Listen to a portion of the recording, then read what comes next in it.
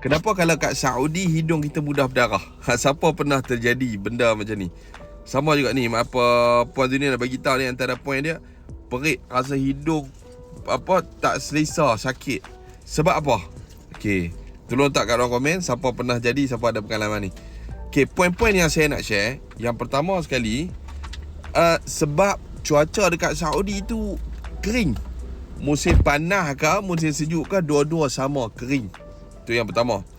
Yang kedua, bila kering, ingat sebab tu saya ada pesan dalam video yang lepas, bila kita luar tengah panas, jangan terus masuk bilik tu aircon spark, sejuk sangat.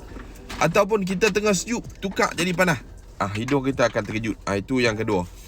Yang ketiga, sebab keadaan Saudi ni kena tahu dia negara yang kering, dia berdebu, dia pasir.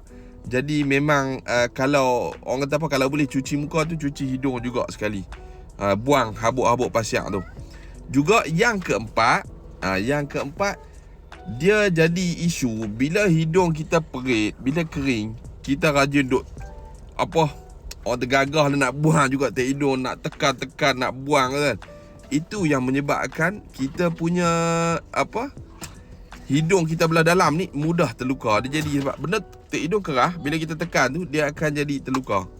Itu yang keempat. Dan yang kelima, yang ni selalu juga jadi kat saya, bila ni bukan saja dekat Saudi, kat mana-mana sekalipun, bila keadaan kita ni, diri kita ni, kita terlalu penat, kita all out, tidur tak cukup ke, air tak cukup ke, dia akan efek. Yang tu tak payah luka pun, tunggu mengalir keluar sendiri darah daripada hidung.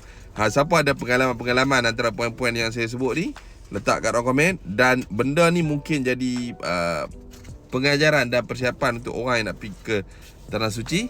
Dan jangan lupa komen, like dan share video ni. Moga bermanfaat.